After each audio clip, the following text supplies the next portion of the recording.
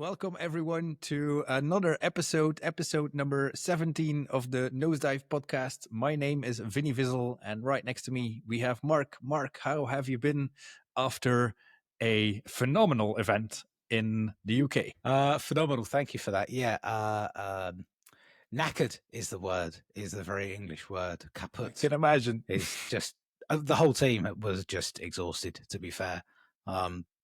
Thinking now, today is the first day my feet have stopped hurting, and some of the team have gone riding Onewheels this weekend on a Welsh trip. So I'm sure they're pretty exhausted. But yeah, it went exceptionally well. At least that's our feedback that we've had and our opinions. Yep. But yeah, it was exhausting. It was hard work, man. Hard work. Yeah, I can imagine managing such a group of people. How much people did attend in the end? I knew you were going to ask me this, and I was going to prepare all this for the viewers, my authentic self. I thought we were recording this tomorrow, so I was going to get all the numbers and everything for tomorrow, and I forgot. So in total, though, we had, I think it was 125 people on Onewheels in total. Okay. Over the whole weekend, which is quite a bunch, a lot of people, plus a few people that had some little. We made up I don't know whether you saw it.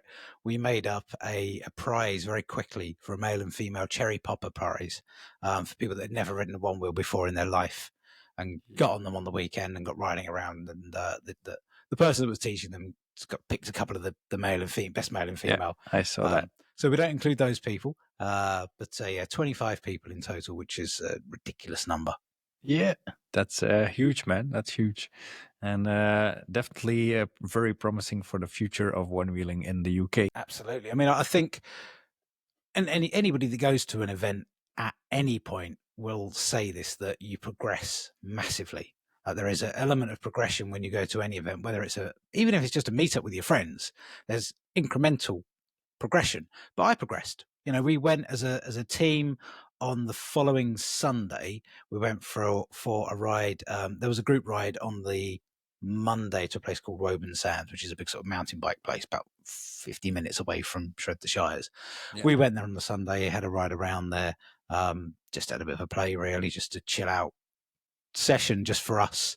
And there's a couple of big drops. And now I've gone to Woburn Sands before, and I've kind of got to the drops, got off my board, jumped down, okay, got back on my board and carried on running. This time I just went, fuck it, just jumped go for it, because I'd done that at the race. Now, no one ever believes me when I say I build these ramps. I don't ride over these ramps ever, because if I get injured, I can't do anything else. But at Shred the Shires, I hit the ramps, landed, carried on going.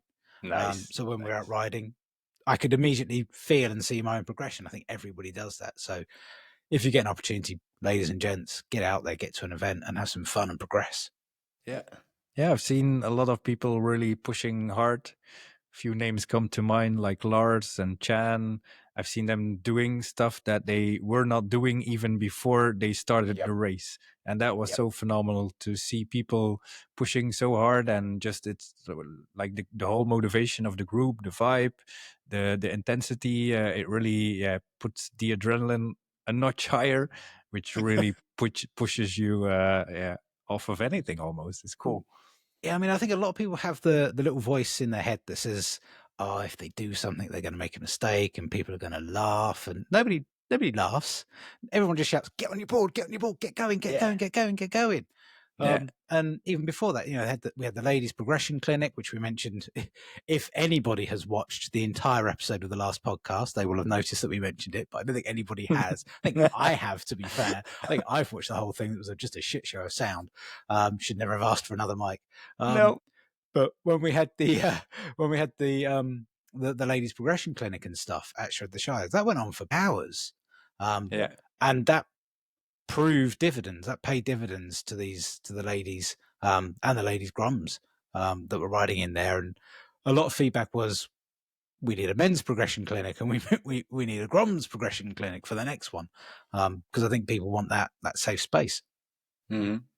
Yeah, it was really inspiring to see the ladies going hard at it. And you can just see when you bring a group of people with the same vibe and the same motivation together, there's always things happening. And that's what I like about these events. When you bring a group of people together, it really raises the level. And really props for the whole organization and how it was put together. The only minor thing that I could say was the I didn't bring an English plug, and I don't think it was communicated. So for that, I missed out on a couple of group rides because I only had one decent board there.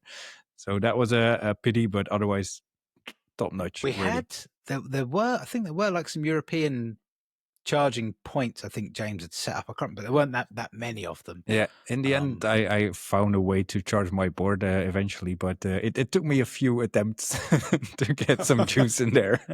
I mean, there were so many cables just laying around. Just grab one that's not being used at some point and just plug it That's in. what I was doing, but I think the owner, each time they got back, they just plugged mine out, and then I had to charge it in like 5 times before I could. On the Saturday evening, I joined the evening ride, which was cool, but it took me some time to get it all juiced up. I'd love to get information from other big events. Not saying that we're a big event, but like the States, how do they manage charging when you've got like 500 people at these events? That must be wicked. Things like that. How do they even manage all the cables? Like how, we had a little box of labels. I don't know whether you picked up one of the little labels that enabled you to write your name and phone number on, so you could at least find your plug in amongst the 30 odd boards that were on charge. But how do these events where they've got 200-300 boards needing to be charged basically at the same time? Just I never, you always see the footage of the rides, the clips, the tricks, the races, but never of the behind the scenes, just spaghetti pile of cables and people going, where does my one go to? Or where has my one gone to? Yeah. That's the other thing. Yeah. I think last year I lost a pint charger, put it in the group chat, and then it appeared the following morning. I think they just pick it up by accident, Yeah. But these things happen, I guess. But I'd love to know how other events do it. On my first event, I also lost one of my XR chargers because it was not marked, and I wasn't finding my way around yet, and it just disappeared somewhere in the spaghetti, as you said. Yeah, all of mine I've got on the end of the plugs. I spray them with green paint, so you can find that plug in amongst all the other black plugs that are just plugged in there, and trying to feed them back is difficult. But how was the journey back? Was it a long trip?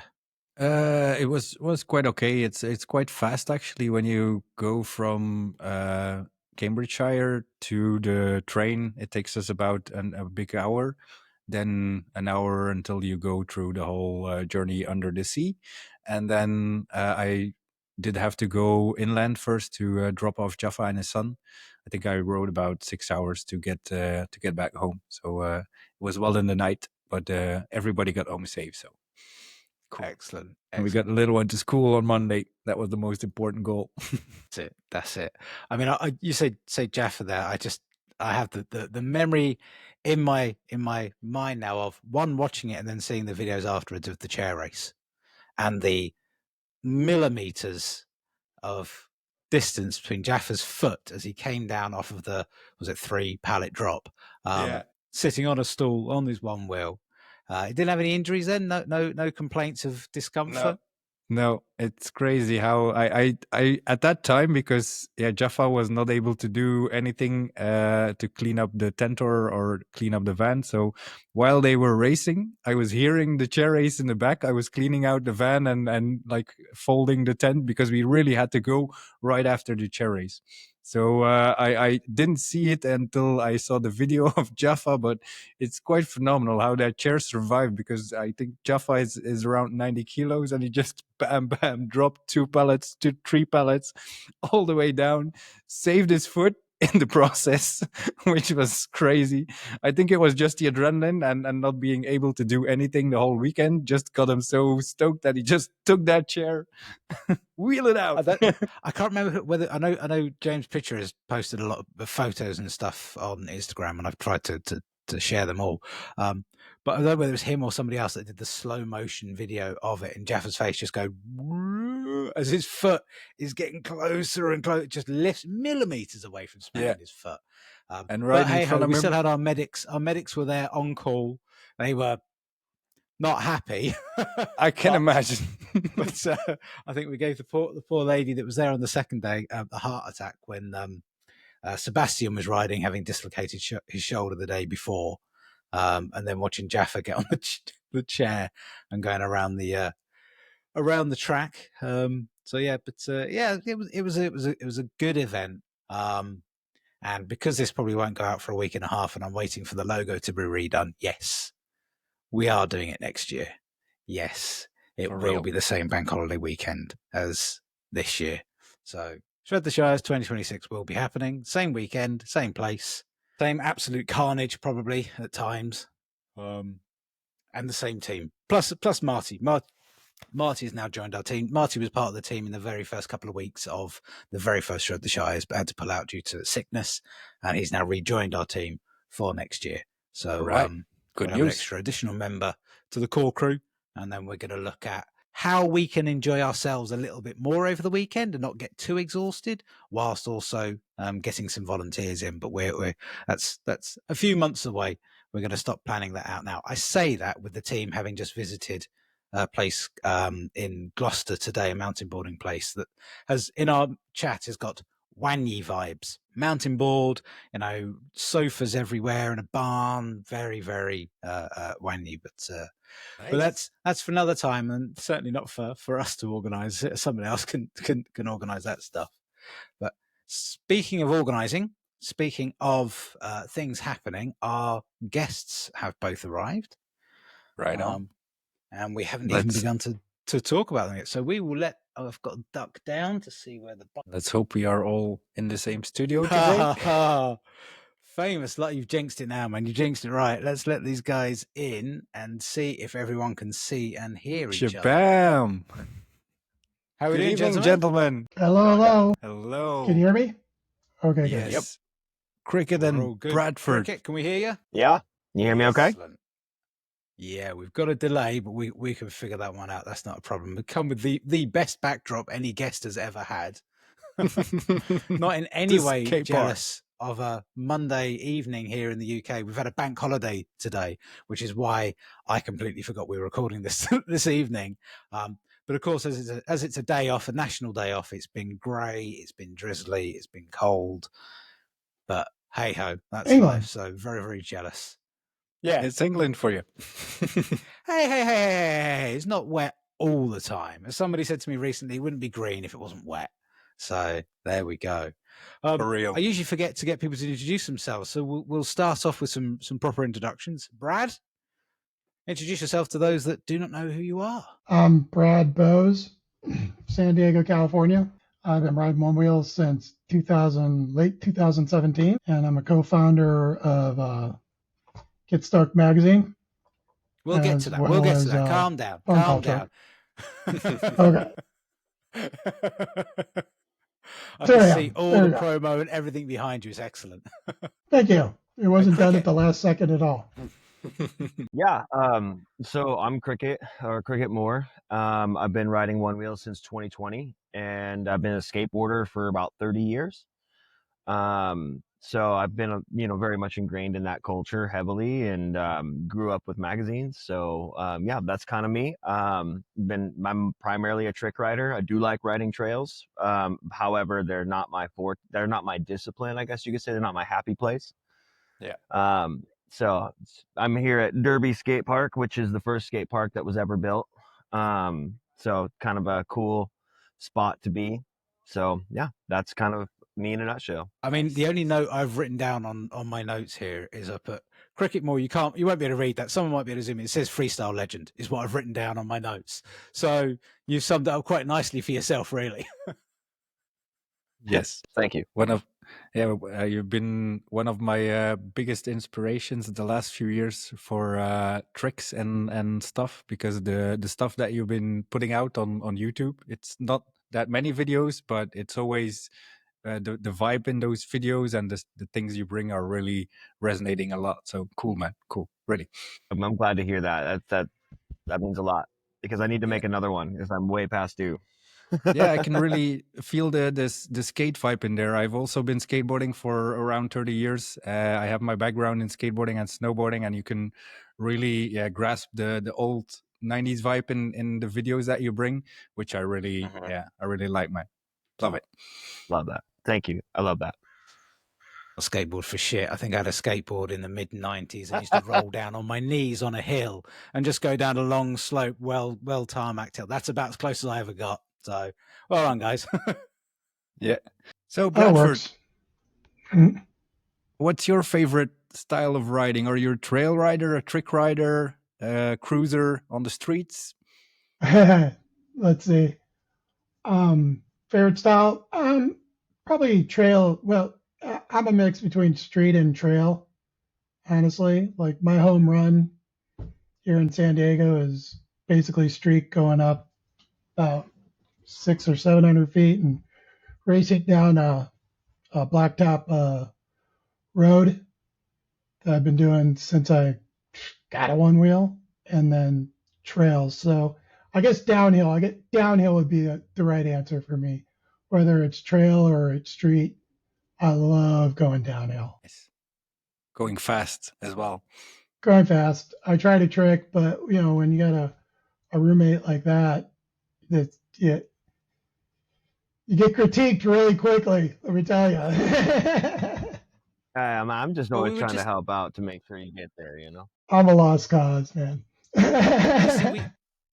We were just talking about, because we've just had an event here in the UK, and we were talking about progression and how people progress really nicely when they are in groups, each and everyone pushing each other that little bit further. So do you think maybe cricket that Brad might be able to get some good tricks eventually? Yeah, I would say so. It's one of those things where, like, my motto has always been start small. Don't go like full ham, start small. Like the only reason I hit quarter pipes the way I do is because I started on small quarter pipes of like, okay, how can I figure this out? And then I would just ramp it up and ramp it up. And then once I figured it out, it just works. So it's like you just have to be consistent in the small things so you can be consistent in the big ones. That's the biggest thing about it. So it's a game of chess and time. You just want to take your time. So I think there's hope. I mean, I know the bodies, get stiffer over time. I mean, I'm feeling that already in my own bit. So, it's kind of one of those things where, like, yeah, there's definitely moments where you're just like, okay, can I actually do this? And the answer is always yes, if you want it. I mean, I've had Kyle Hansen been trying to teach me for like years, and he says I'm his worst student. But because I don't listen apparently. But well, that's not a skill thing. That's just an attention thing. Yeah, true. I mean, I can bonk and I can roll over and I can nudge, but when it comes to sliding, I'm the best at wrecking my back of probably anybody out there. Well, sometimes if we were in the same room, I'd get up and shake your hand right now. I'm the same. I can nudge, I can bonk, I can roll forwards and backwards, but anything else, I start thinking that could hurt. That could put me out of action for a couple of weeks if it goes wrong.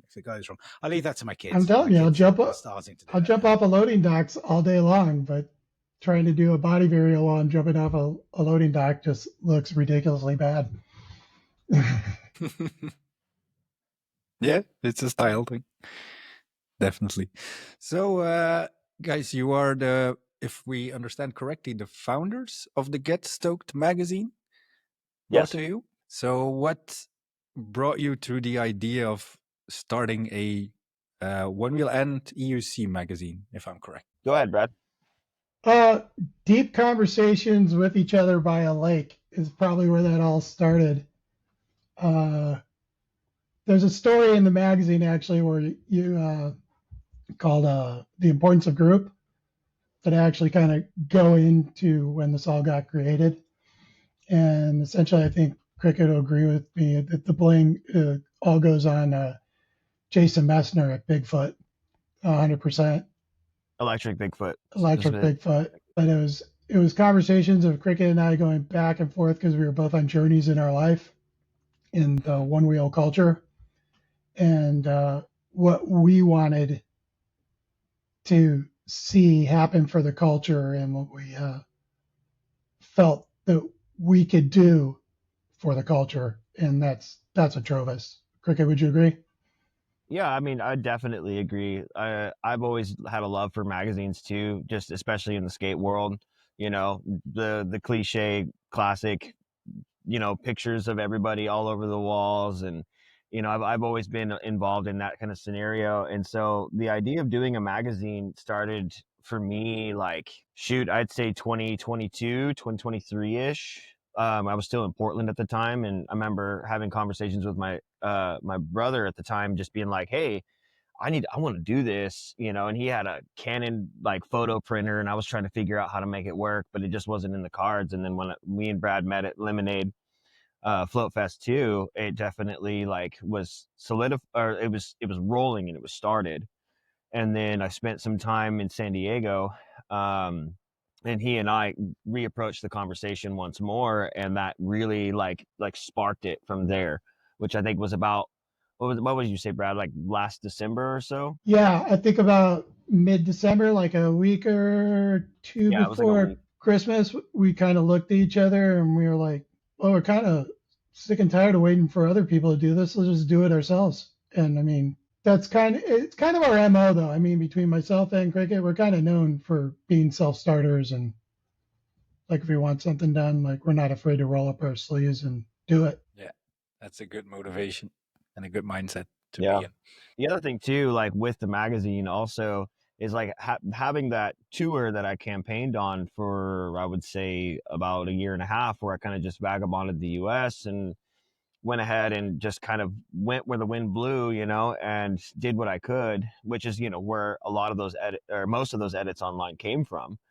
I really got a good scope of the scene because I hadn't had that yet. I hadn't had a good visual representation and experience throughout the US because I either wasn't able to afford going to events or whatnot. So I was most of the time spent, like, I would say I spent the first 2 to 3 years or I would say 2.5-ish in Portland. So I didn't really have any scope. So that tour and that travel time and in meeting communities and being able to be around people and see the whole scope of things really helped when it came to us actually putting this together, just because of that travel knowledge and that ability to be aware of all of the communities that I was able to get to, and there's still more to go. There's still, I should go on another tour at some point to go see, the Michigan boys and go see the Florida people and get out to Georgia and get to some of these other spots I wasn't able to get to. Yeah, that was key for me too, was being able to travel around,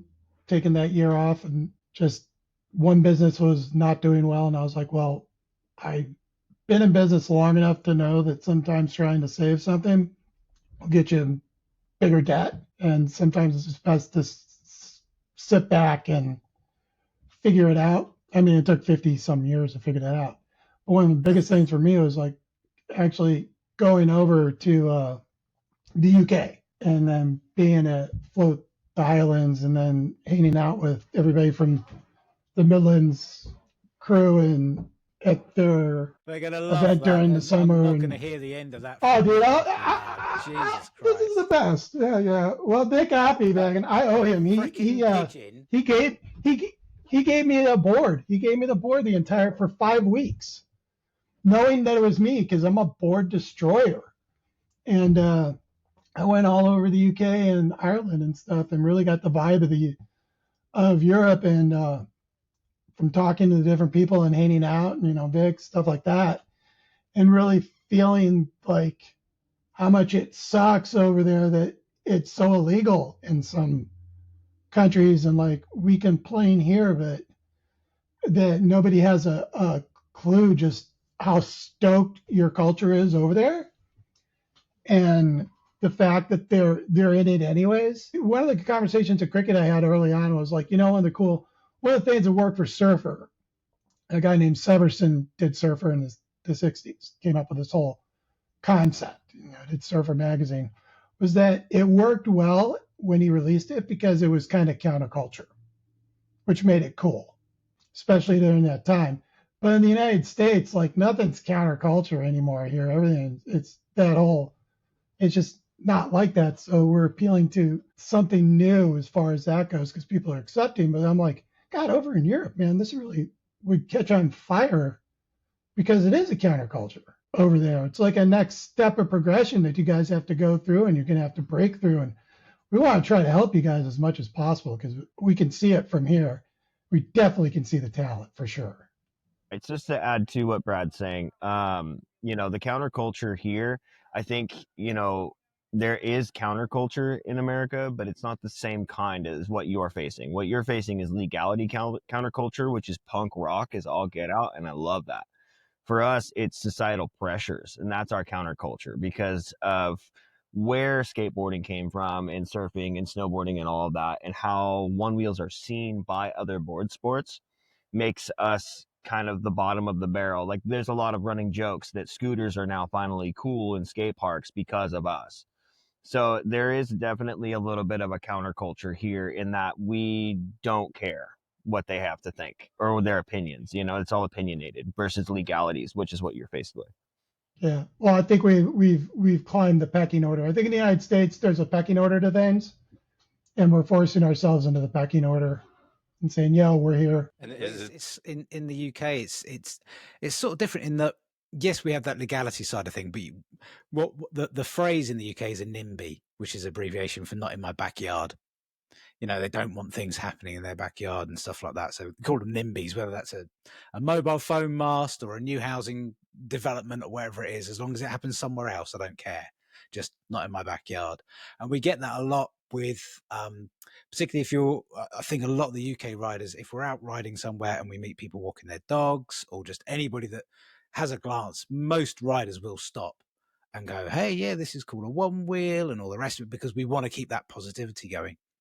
We get a lot of clashes at mountain bike parks. Now, a lot of those with the big jumps and stuff, obviously we can't do that, but the actual trails, we do it. A lot of the places Can you, though? wheels go are, well, I think you guys can do those, man. Yeah, there are, as I say, there are some talented riders that certainly would give it a go and certainly could. But on the actual trails and stuff like that, if there's a bike that comes up, most of us will stop. And if there is a clash, so to speak, the phrase is kill them with kindness. We're just like, yeah, hey man, how's your ride going? We're just going to be out your way. You carry on through. We just keep that positivity going all the time, because that is the culture of one wheeling. And I think that's no matter what country you're from, that's the culture. And we just have to keep hitting people, killing people with kindness, and eventually we'll get there one way or another. We'll certainly get there. Unless you're like Vinie in Belgium, where they can ride wherever the hell they like. It's changing fast here as well. We've been seeing some police controls, especially on the scooters, on the speed, because they are not supposed to go faster than 25 and should abide the bicycle laws. That's how it works right here. But luckily, they cannot put the one wheels on those machines. So as long as you're very friendly and you say it's not riding more than 25 kilometers an hour, and they can't speed check you while riding next to you, then it's all good. Yeah, you just have to be, it depends on the person in front of you as well sometimes. So it's kind of a gray zone, but especially for what we do, if you start tricking and the board starts ghosting, and that's where it becomes a bit more tricky. But yeah, it is what it is currently. I think the mountain bike thing's universal. It's just not the UK with that. We have the same thing with mountain bikers here, and we just have that rule of like they go first. So if we're at a trailhead, like let them go. And then, just be cool, calm, collective. Some people are going to lose it when they see these things on trails. And we're just like, okay, don't react and just be an ambassador. I mean, you guys are spoiled in the UK. I rode so much there. There were so many killer trails. I found so many killer, like, just bike parks. Like, even in Ireland, like some guy at Bushmills was a security guard. I was like, oh, you got to go to this one city, such and such, this little town, and they just made this amazing mountain bike park. I go there, and there's a freaking pyramid that's been placed in this place from like 100 years ago by the Lord, and it was like the sickest park. And I'm like riding it, and I'm like, oh my God, this is great. I mean, you guys have like trails for days there. There are so many little forests all around the United Kingdom and they all have either it's people that walk their dogs through them, and they've just over the years, decades, have made these little pathways, or people go in there with the mountain bikes and stuff like that. Amazing vibe. The European riders in general is just an amazing vibe. Y'all just do not realize. Oh, my Southern came out. Y'all don't realize how good of riders you are. because like I'm with Jay Kenward and stuff like that. He spent all that time with me in the United States, so I'm over there hanging out with him. And with other people, I'm like, I'll go down. Yeah. I'm like, go down that way. And they're like looking at me weird. I'm like, no, you can totally make that down that. And like after one shot, like everybody's like, zoom. And then you get to a trail, like with the Midland group, we're riding trails. I'm like, these guys rip trails like we do back there. I mean, just saying you need to up your races a little bit because your riders technically can handle way more for sure. I definitely think you're right there. But within Europe and the UK, yeah, definitely there are some absolutely astonishing riders. I think it comes down to it's that element of legality again of finding the right places. I think the Send It Surrey event that's happening in August. Nobody's really seen a lot of it other than a couple of clips of Jay riding some bits and pieces, but I think it's going to be pretty chunky. It's going to be quite a challenging little track from what Jay has told me very early on Sunday morning. I think at Shred the Shires when we were chatting, there's going to be quite a nice little, a playful little track. So I think you are right. There are some insane trails that the UK riders go down. It's just getting our hands on them. And Portugal, Jesus, if you watched any of the footage from Portugal and those kinds of events, where it's just the chunky stone, the mecca of one wheeling is well, the mecca of one wheeling is Fabio's supermarket. We know that, but the riding mecca of one wheeling is the trails around Albufeira in Portugal, which are just beautiful, absolutely beautiful. And again, it's that progression element. You get down there, and everyone the skill level just goes through the roof because it's a beautiful place to ride, and it's warm, so if you fall off, it doesn't hurt so much.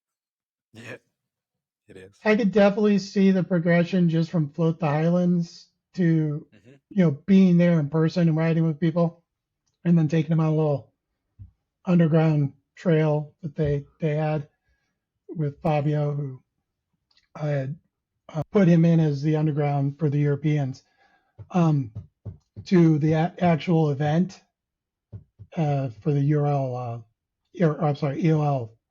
at Portugal, and I was like, wow, these guys like just in a few months have just gone light years. Yeah, light years with their riding. Last year was really a year of a lot of progression for a lot of riders. Also, the machines really got up to snuff, and some people were really pushing it in the finals. We saw that as a result. There were some tumbles and stumbles here and there, but nobody luckily got heavily injured. That's how it goes when you are exploring new terrain, and with these machines it's still on one wheel, so definitely tricky situations here and there. Maybe with the drop. Yeah, the drop was huge back there. That was quite amazing. And the little kid right after him, he didn't land it, but he did go for it for 10 or 12 times, so that was crazy. Monkey see, monkey do. Absolutely. If anybody doesn't understand what we're talking about, take a look at the One Wheel account for the Algarve Tour on Instagram, and you'll see all the fantastic different drops and stuff like that. And you had Darren doing the big drop and winning the best European trail rider. I did ask him, at Shred the Shires, can you just teach my kids to do the drops better? But they'd already gone off and started doing them already. It's that element of that confidence again. He was like, they don't want me to teach them. I was like, damn it, can you teach me how to do some drops? No. Should have taught me though. Should have taught me. But gents, let's get back to Get Stoked Magazine. So you announced the release of it all of about 13 odd weeks ago, and as far as I understand, it is out now, as every advert should be saying just about now. And there we go. There it is.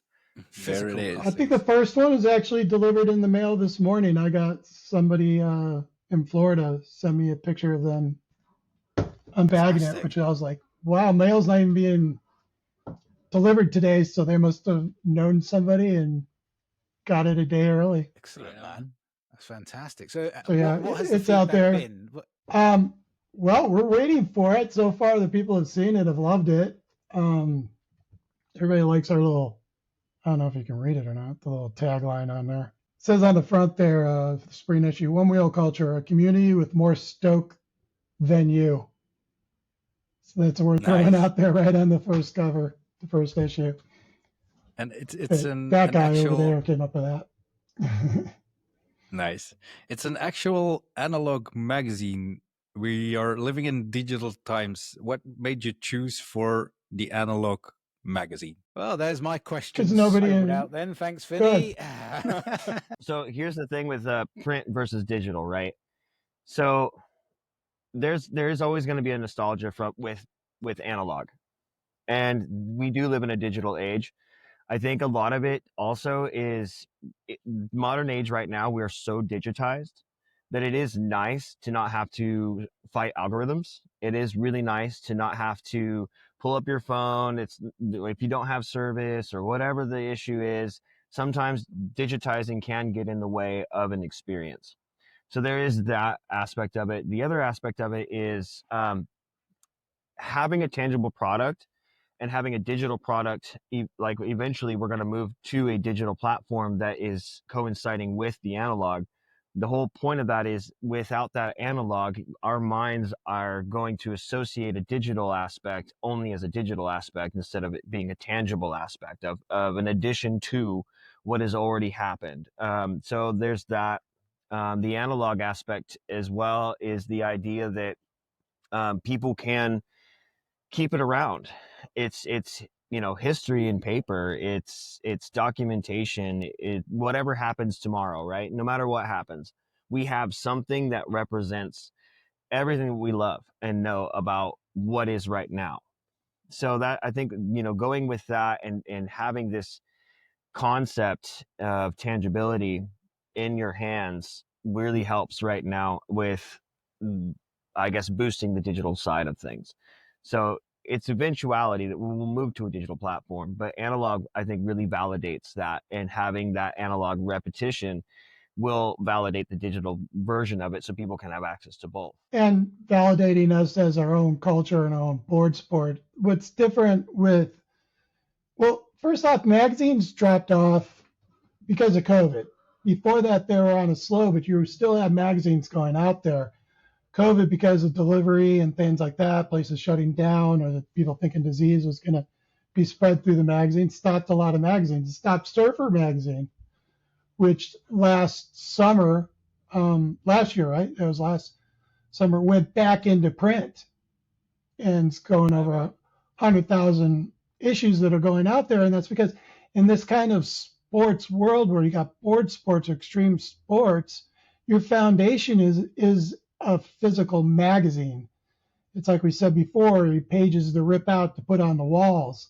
And kids aren't exactly, and you're seeing this more and more, kids are getting restricted more screen time and going on social media or website platforms and things like that. And, being able to read and have something in your hand is going into a long tradition that have started so many other board sports or extreme sports. And it's nostalgic in a bit of like, oh, it's, it's a magazine, but the fact is it's like magazines are still out there. You can still buy them.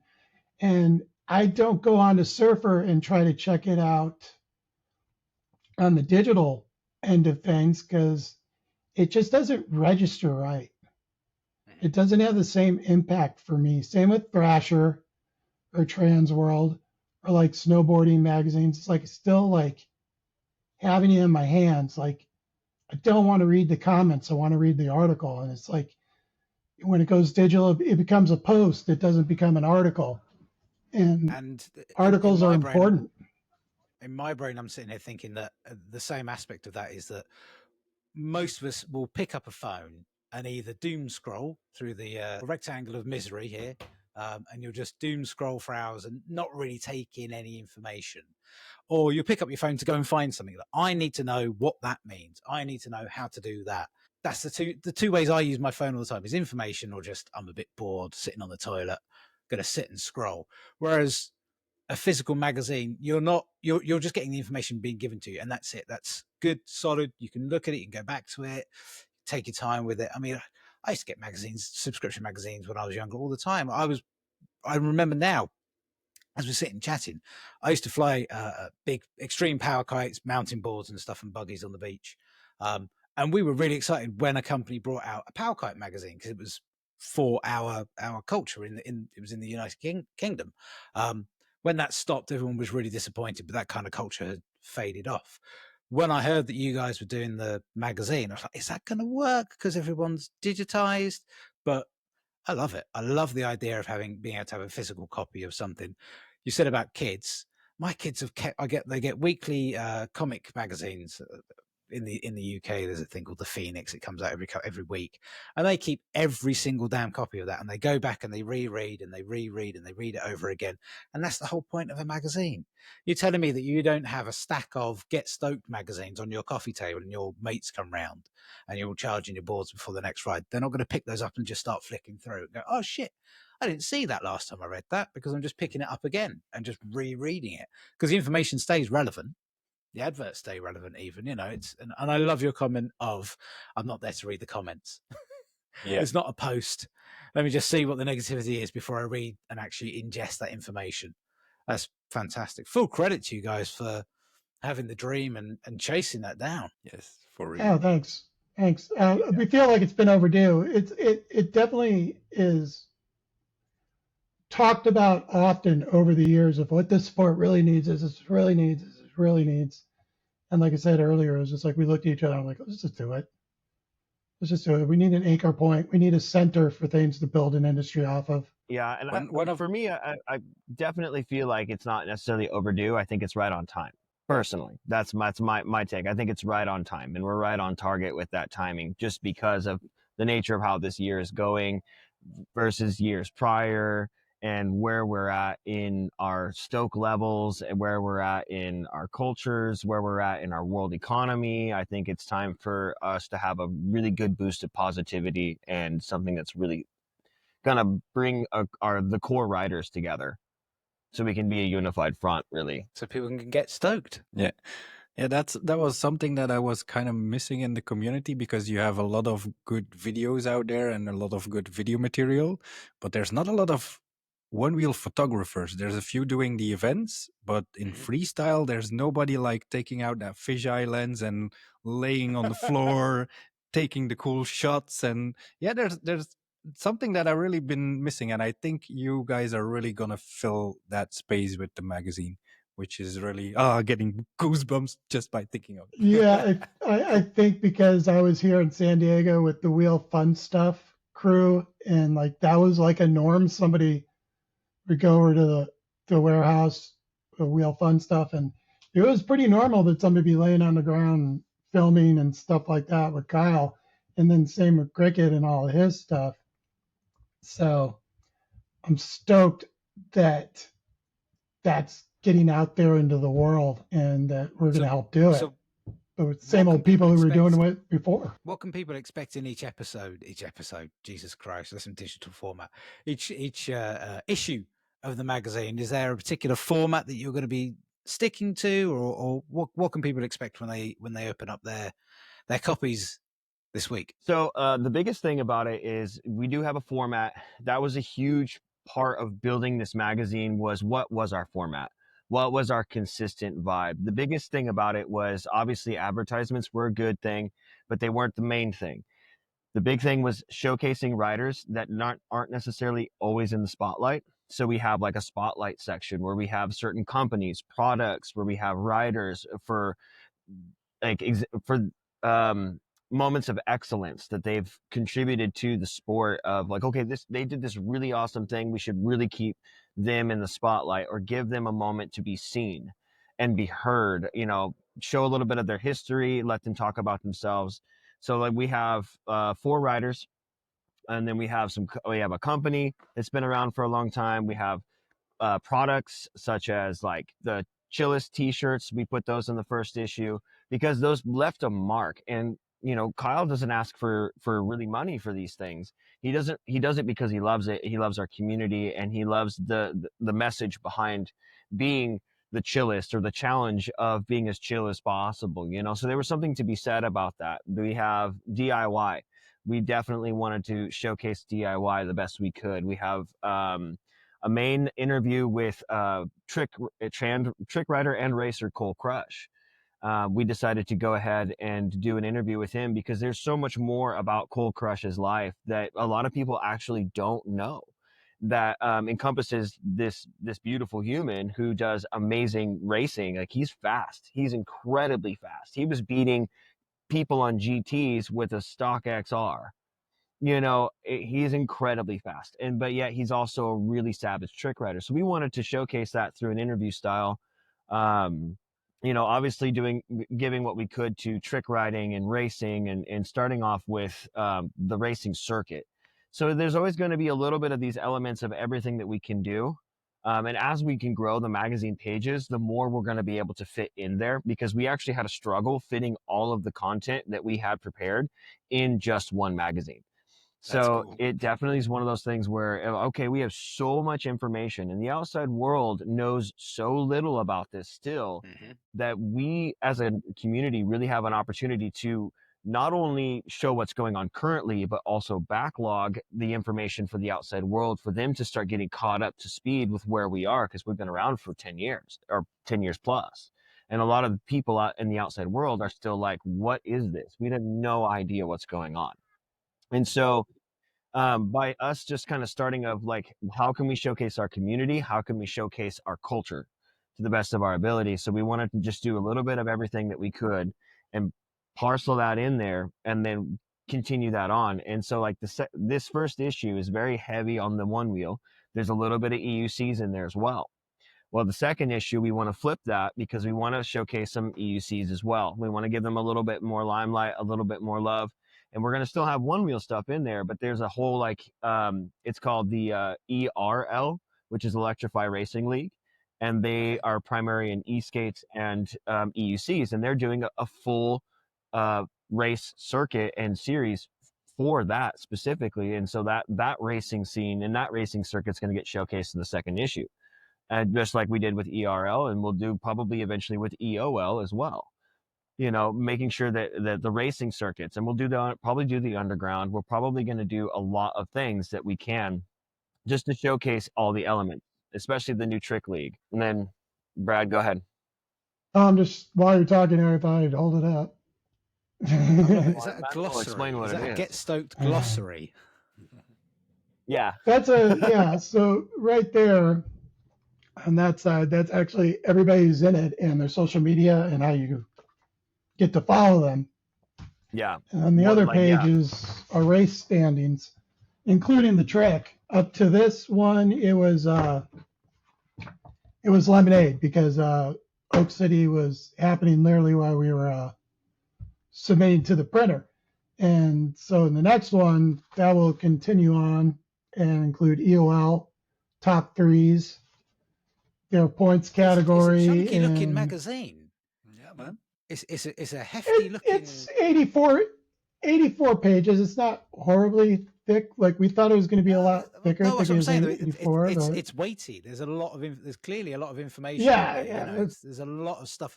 People are getting value for money, is what I'm getting. I mean, I looked at the pricing. It's like $70 for an annual subscription, I think, is it? Or did I read that wrong? Yeah, four issues. I mean, most people, most people pay $120 for a tire or whatever, and that's half that almost for what looks like a quality magazine too. It's book worthy. We knew that we had to make a really good product, because we couldn't charge $6.50 a magazine like Thrasher or something like that, because they have a tremendous amount of advertisers.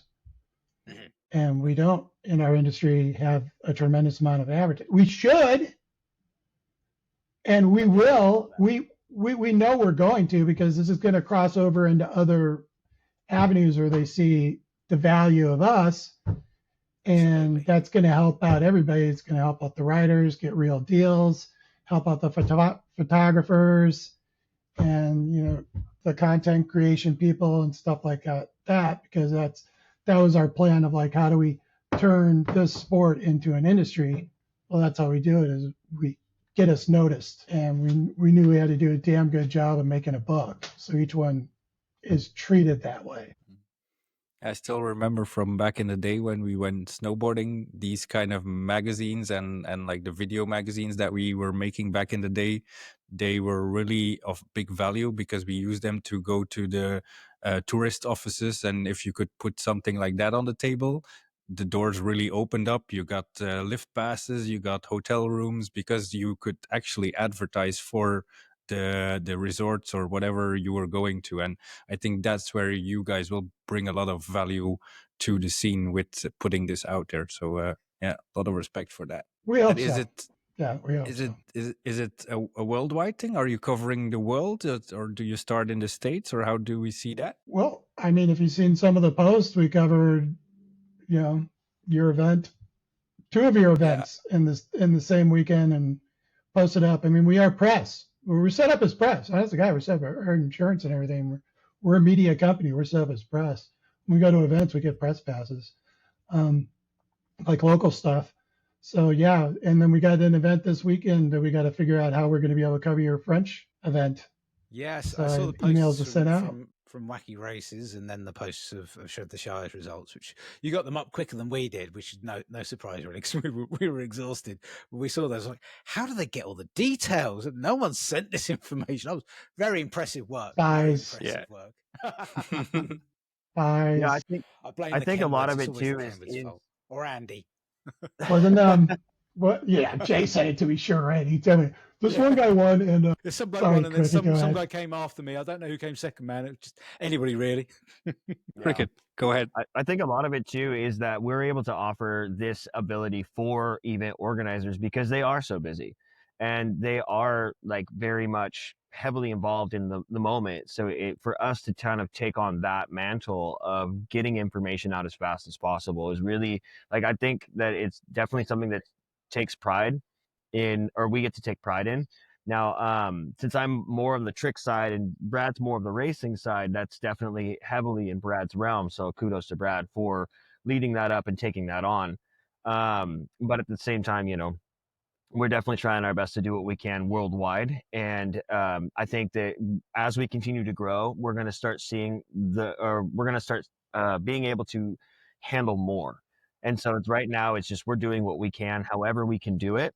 And then we're going to just keep snowballing it and just keep growing it to the best we can. So I think worldwide definitely would be the goal, just because we are a community worldwide. We have riders in all over the world that definitely can have coverage. And I think it's worth noting that, like, we're starting with what we know and we're moving forward with that. And because we can't write about it if we don't know about it. So it's like, anybody who's listening right now, you should send to us what you know, so that way we know what you know. And then that allows us to be able to cover things more effectively, more efficiently, and be able to broad scope the whole scene.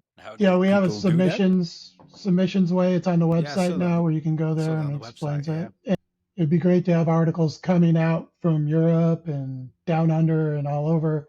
I'd love to know in South America how many people, because that seems like a dark continent when it comes to riding. And I know they ride down there, but I don't think we get much content from them. Yeah, so they just surf to the website, and there's a page or a form there that they can fill out, if I understand correctly. Yeah, that's correct. And then we're figuring out the shipping to Europe. It was when we were originally setting up the pay system and stuff like that, it was unknown whether we even be able to, with tariffs and everything else, but that's coming a little bit clearer. So we're figuring it out. It'd be great if we could get distributors out there that could distribute it, and maybe then it wouldn't be so expensive in shipping for people to have. I mean, we've come up with a lot of plans for the European market, so we're still coming up with them. Yeah, it's still in development. Yeah. But I mean, what do you guys think? How would you want it out there? Well, I mean, I know you guys have had some conversations with Nick Hoppy, and trying to figure out how to distribute it, because he forwarded me the email and went, "Anything you want to do with this, Mark?" I was like, "Mate, come on, I am just so busy. Come on." I think there's definitely there'll be a hunger for it. It's just how to do that, whether that's sending batch shipments and backlogged copies to events and then them being sold at those events individually. I don't know. that'd be one way to get around having to post it out to so many different. Because if you think posting, if you got a distributor wanting to do it from the UK, for example, it immediately costs an arm and a leg just to send anything outside of the UK into Europe. Yeah. So there costs an awful lot, probably more than the value of the magazine just to be able to post it. So it's very difficult to figure out that distribution network unless it's to certain points. I mean, if you send a few backdated copies to Fabio in Portugal, you can just put them in his supermarket shelf, and then when everyone goes to the European finals, so just come away with like 6 copies or 3 copies of each of the quarters. You might be able to. That's something to work at. Fabio's a business, so. And there'll probably be about 80 people attending that in October, is it? I think it's October. So it could be an idea. Yeah, definitely.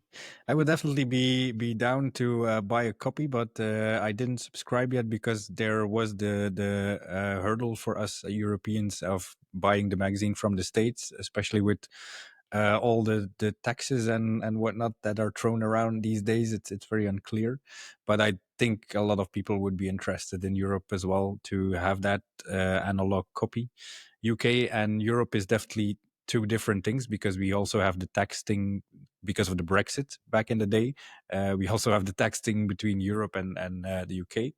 But maybe with putting this interview out there might be some souls in Europe that are up for the task. So if anybody... There are a number of different businesses. You've got Float Life Europe, Benoit. Yeah.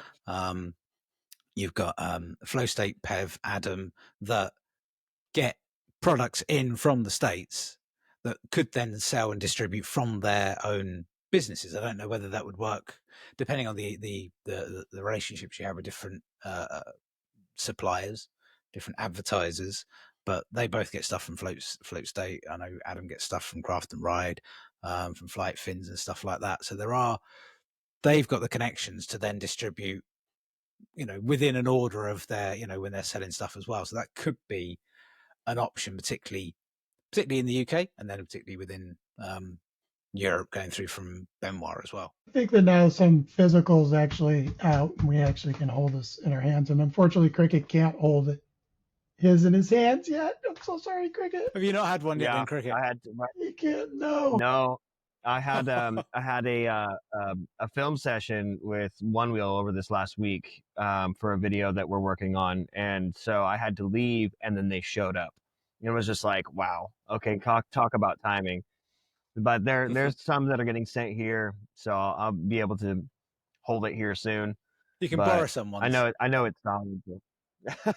He might actually. I overnighted his, and it's going to show up a day later than the people that we send it to regular mail. You could sign some copies at least. You sign them, Yeah, true. So yeah. What surprised you guys the most during the process of creating the first edition of the magazine? Because that must be quite an adventure as well if you start on that road. Yes. What surprised me the most, I got to think about this for a second. Brad, do you have anything? Printing. Oh my God. The actual print aspect of it was we went a good week and a half and we got this thing dialed in and it was ready. And then we went and uploaded it. And then all of a sudden it was like, wait. And then it would come back. It's like, oh yeah, this correction here, you can see it's this slight line, or this font might be fuzzy or something like that. And it was it like a week and a half, Cricket, before they finally like sent it and mailed us our proof, which would cost as much as a pint that we got to hold for like 3 or 4 hours and then mail it back. Like we didn't even get to keep it. And absolutely. The printing was definitely a week and a half of uploads and then them being like, hey, no. And we're like, okay. So the learning curve was definitely really sharp and very steep. But I think what surprised me the most, honestly, was our ability to team together and overcome the opportunities that we had to learn. Because the thing is we were learning printing, we were learning programs, we were learning designs, learning templates, formats, layouts, formulating a business, putting together the infrastructure for that business. Like there was so much leading up to just this first issue. And there's still so much following it, but our ability to be a team together and really rally to get to the point where we were able to submit to print, I think was what surprised me the most, is that it worked. Because sometimes you swing for the fences and you completely miss the ball, and sometimes you smack it and it's a grand slam, or if worst case lowest case possible, you get on a base, using baseball terms.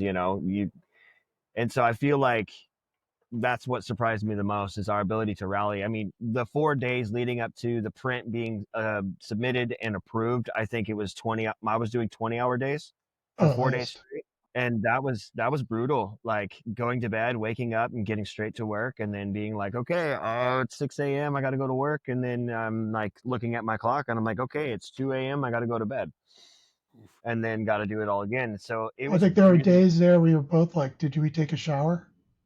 Oh, there was everything. I was like, what is life right now? I have no idea which way is up, what day of the week it even is, because we're just grinding on this, but we still got there, and we still got through it, and we got it done. And that, I think, was what surprised me the most.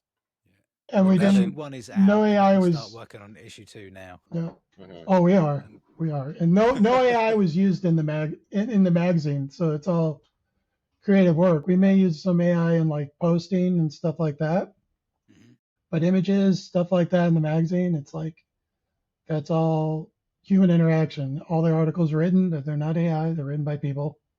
And we're not the only writers. Actually, everybody we collaborated with was really great, and pretty quick, and really got it, which was cool.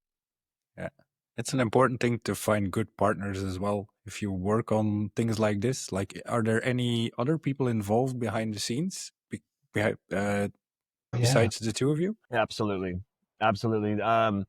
We have photographers that we lean heavily with, that have just shown consistency with their ability to capture movement in the way that they do, and we wanted to celebrate their artistic eye in that way, but we didn't want to just solely be one photographer.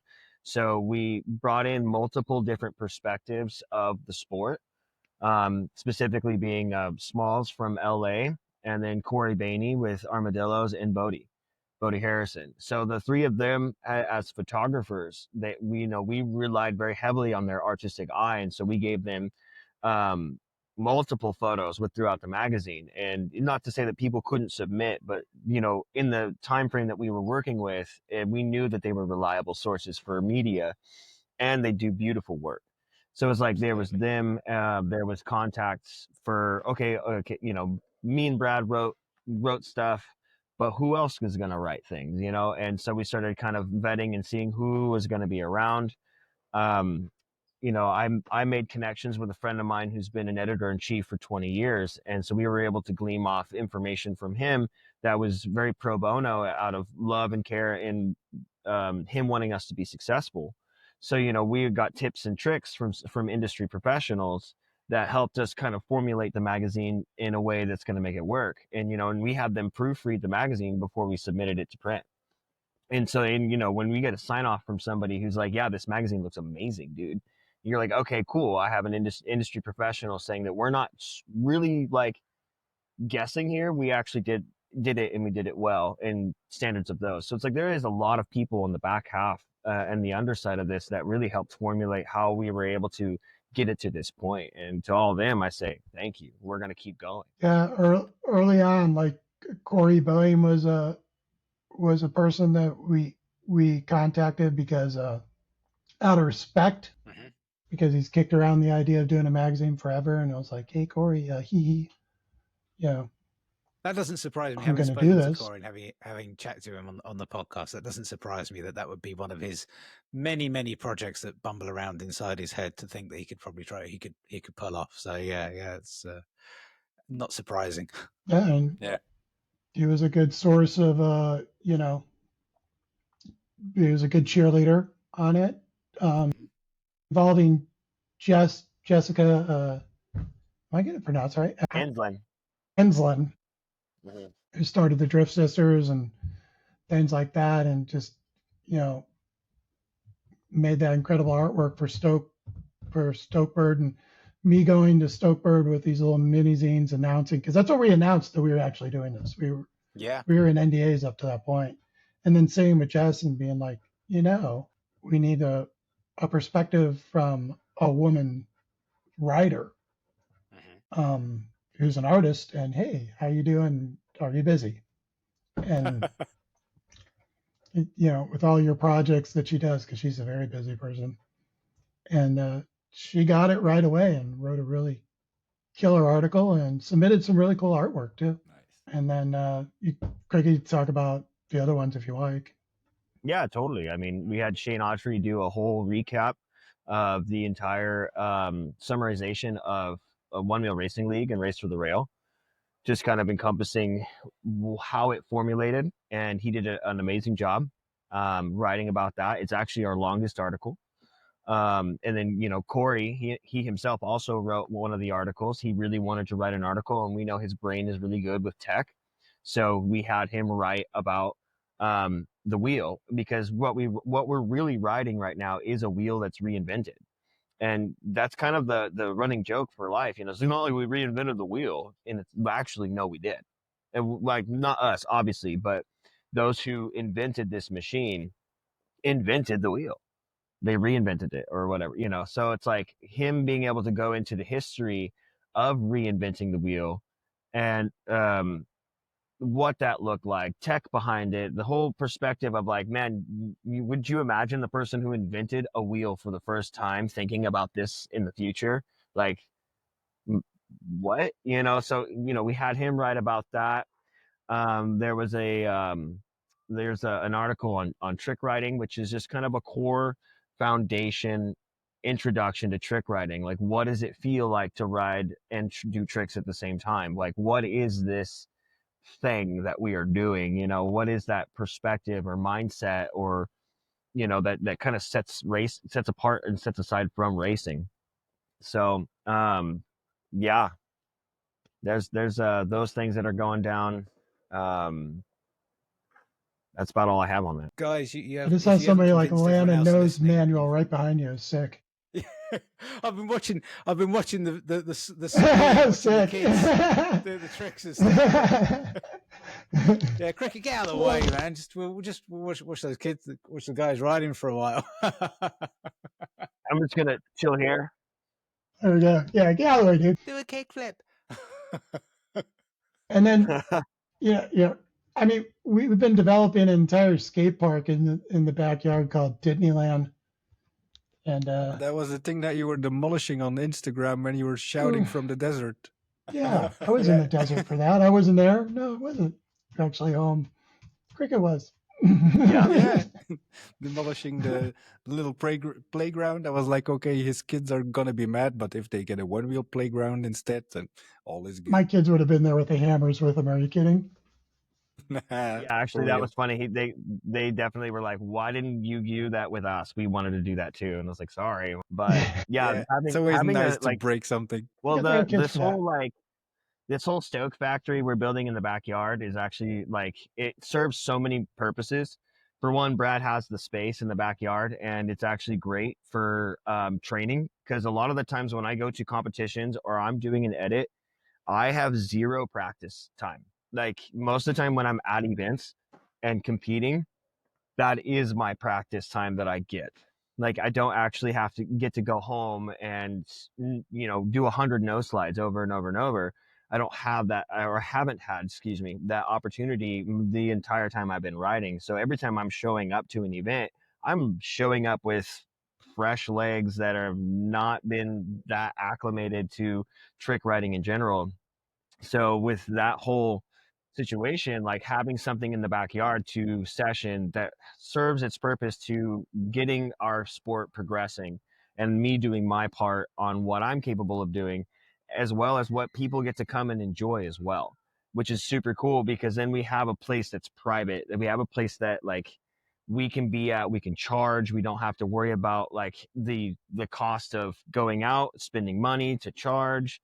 or the physical breaking of boards, just because when you go and ride the streets, it costs a lot, and some of that cost is board breaks. And so having that kind of scenario is really sick. Like, I'm really jealous. I think it's I can't remember who has it, the warehouse, the like punk rock DIY warehouse in France, I think is where it's It at. was there, but it's no longer. It was there for a couple of years, and there were a couple of dudes shredding hard there and making some cool content. But apparently, it's no longer there. So Oh, that's it's a so bummer. sad. I've been dreaming to go there. Like, I've been wanting to go to that location, because that's the kind of stuff I love. It's just that private session situation. And so the thing with this Disneyland Stoke Factory is that we have our place. We have a location. We can go and goof around in the backyard, blare music, have a barbecue, do what we want to do, even if that means hosting clinics. And that's the one thing too, is like having progression camps. We have a location that's private. We don't have to worry about a lot. We can get people to come in and like, hey, we're going to teach you how to do these things. We want to build this armada of trick riders. We want to encourage Stoke and build confidence in people's abilities to do this, so. And we even have a contest for people who have subscribed to the magazine. When they get the magazine, first one, like I say today, somebody just posted, I'm opening it up. They pull out this little card, and of course I can't read it because I have my glasses on, but I helped write it. And it says somebody loves a good magazine. So anybody who's subscribed to the magazine gets one of these cards, and it's specific QR code that are on these cards. If they mail this to a friend or they give it to a friend and they sign up, that person gets entered into the contest. The person with the most referrals to friends gets airfare and accommodations to come out to San Diego and spend a weekend here at the Stoke Factory and ride with Cricket, and then take them out to some trails. And I think I'll even take them to the water and maybe take them surfing. The idea is so that's our first kind of contest for the magazine. It's all dependent on how many people you can refer. Very good idea. Or keeping count. Yeah. It's those So small it's best things to keep the card. that really matter. Yeah. Yeah, it's best to keep the card because the QR code is on it, so you can just see like, bam. There you go. Yeah, those small things make it always really special for people to hold on to that. I still remember I have first edition reliquants of magazines or videos from maybe more than 20 years ago, and I still hold on to them because they're so dear, those memories. So cool, man. I guess we're kind of circling back to why a magazine's important, right? That's it. Right there. So maybe, because we've been chatting for almost more than an hour, maybe one last question to finalize the interview. Where do you see like the magazine in 2 to 5 years? What's the goal? What's the plan? I see the magazine, like for me, I'd see the magazine in the next 2 to 5 years growing, of course, but being consistent for our culture. That's, we want this to grow. We want this to grow in media. We want this to grow as a sport, and we want to validate that word sport. And I think that that's the biggest key factor here, is that it's not seen as a sport right now. It's seen as a fad. And, encompassing everything that's going on, we want to see the validation of that term sport. Because we are riding extremely. Whether you're racing or trick riding, it doesn't matter. We are part of the beginning of this huge tidal wave of what it means to be on an EV and be doing sport or something extreme on it. And so, that validation of consistency, content, and whatever it is that goes on in the next 2 to 5 years, bringing about that whole term of going, the sport of Onewheel, or the sport of EUC, the sport of, we want to see that validation. We want to push and reach for that. That's where I would say I'm at. I'd agree with Cricket. I mean, that was always kind of the plan, was to validate this as a sport. And I would imagine we're going to go from 84 pages to probably like 124 pages in a year or so.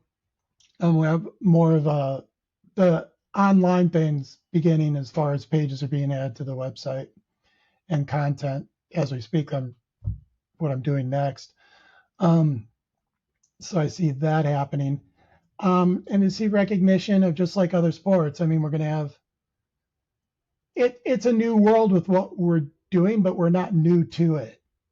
But it's going to be new to a lot of people now because they're going to see it. It's going to be more than just a bunch of people ripping by on a group ride. And I imagine, here's how I know if we've done a good job, that by our 4th issue, which will be like December, January-ish, that people are going to be writing autographs in the magazine for pictures that they've got and articles.